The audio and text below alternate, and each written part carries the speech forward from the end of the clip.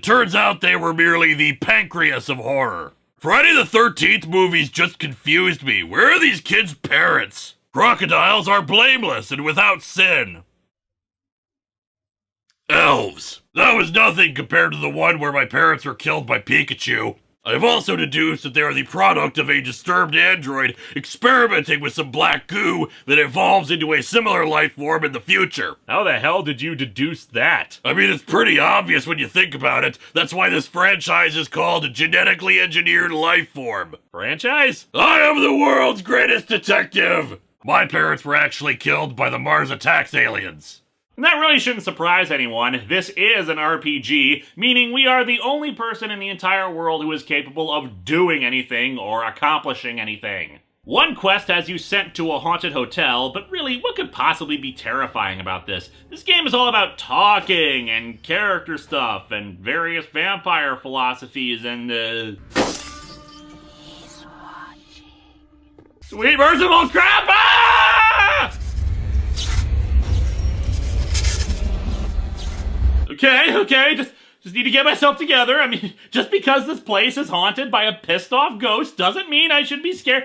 Oh dear God, why would you draw that decapitated child? No, this isn't right.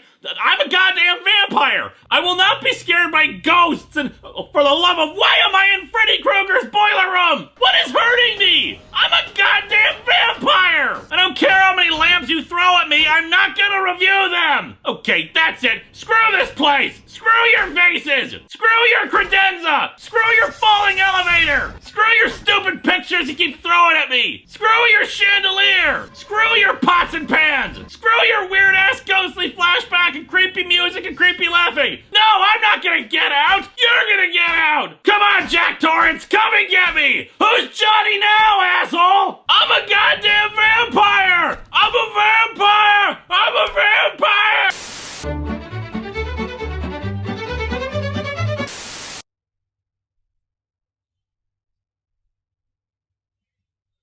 So, yeah, that level's actually pretty fun and terrifying.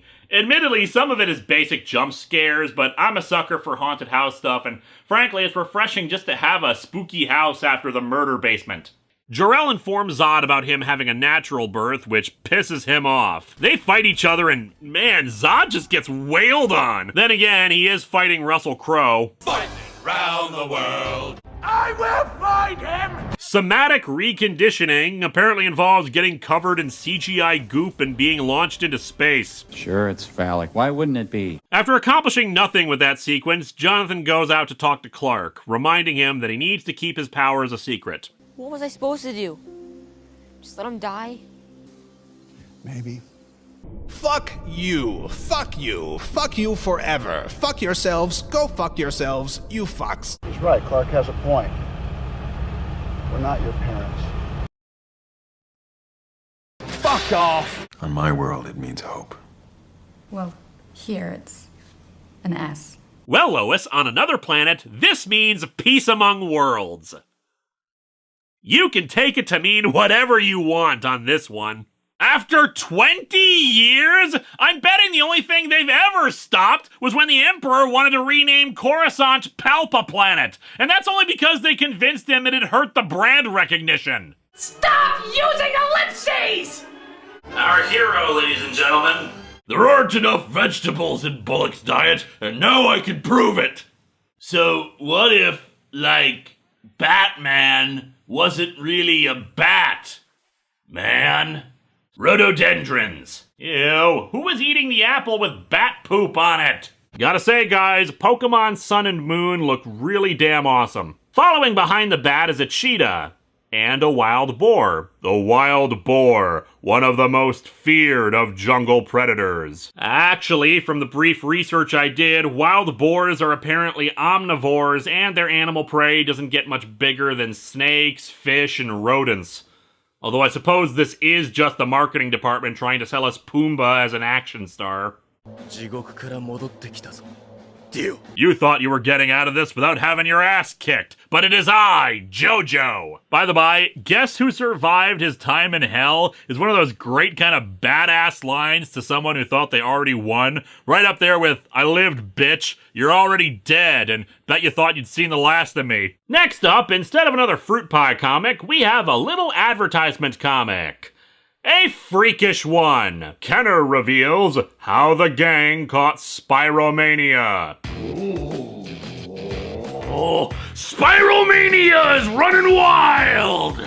It begins with, good God, that kid's eyes! You know, we focus so much on Youngblood's disease that we forget that there are other illnesses out there, like Spiromania, which replaces your eyes with multicolored circular patterns. And geez, they even go outside the boundaries of his head. I'm not unconvinced that his eyes are just gone and the spirographs are floating in front of where his eyes would be. Wow, look at Billy! Yeah, it happens every time he starts to draw with his spirograph. The doctors haven't been able to figure it out. His family goes to sleep every night in tears. My God, they're hanging up a poster for another Paul Blart movie. This is serious! He manages to get into the helicopter and, oh geez, this artwork.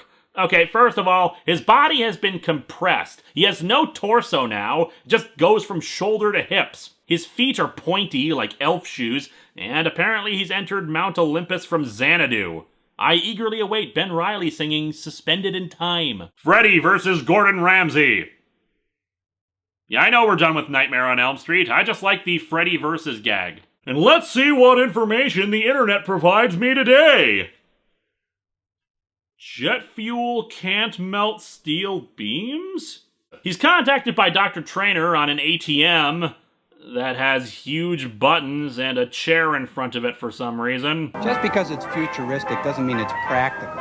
Seriously, what is everyone's in-universe problem with that name? It's a perfectly fine name, and I've heard a lot worse. Looking at you, the Fixer.